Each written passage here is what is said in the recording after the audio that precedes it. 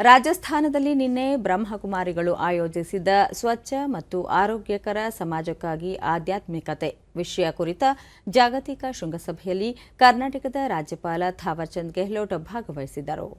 ಈ ಸಂದರ್ಭದಲ್ಲಿ ಅವರು ಪ್ರತಿಯೊಬ್ಬ ವ್ಯಕ್ತಿ ಪರಿಶುದ್ಧತೆಯನ್ನು ಗುರುತಿಸಿ ಜೀವನದಲ್ಲಿ ನೈತಿಕತೆ, ಶಿಸ್ತು ಮತ್ತು ಸಕಾರಾತ್ಮಕ ಚಿಂತನೆಗಳಿಗೆ ಸ್ಥಾನ ನೀಡಿದಾಗ ಮಾತ್ರ ಸ್ವಚ್ಛ ಹಾಗೂ ಆರೋಗ್ಯಕರ ಸಮಾಜದ ಅಡಿಪಾಯವನ್ನು ಬಲಪಡಿಸಬಹುದು ಎಂದು ಹೇಳಿದರು. ಬ್ರಹ್ಮಕುಮಾರಿ ಸಂಸ್ಥೆಯು ಮಾನವೀಯ ಮೌಲ್ಯಗಳ ಅಭಿವೃದ್ಧಿ, ಮಹಿಳಾ ಮತ್ತು ಯುವ ಸಬಲೀಕರಣ, ಸ್ವನಿರ್ವಹಣೆಯ ಅಭಿವೃದ್ಧಿಯ ಮೂಲಕ ಭಾರತ ಮತ್ತು ಇಡೀ ಪ್ರಪಂಚದ ಮಾನವ ಜೀವನವನ್ನು ಒತ್ತಡ ಮುಕ್ತ, ದುಶ್ಚಟ ಮುಕ್ತವಾಗಿ ಮಾಡುತ್ತಿದೆ. ಈ ಕಾರಣದಿಂದಾಗಿ ಪ್ರಜಾಪಿತ ಬ್ರಹ್ಮಕುಮಾರೀಸ್ ಪ್ರಪಂಚದ ಇತರೆ ಎಲ್ಲ ಆಧ್ಯಾತ್ಮಿಕ ಹಾಗೂ ಧಾರ್ಮಿಕ ಸಂಸ್ಥೆಗಳಲ್ಲಿ ತನ್ನದೇ ಆದ ಪ್ರತ್ಯೇಕ ಅಸ್ತಿತ್ವವನ್ನು ಹೊಂದಿದೆ ಎಂದು ರಾಜ್ಯಪಾಲರು ಶ್ಲಾಘಿಸಿದರು.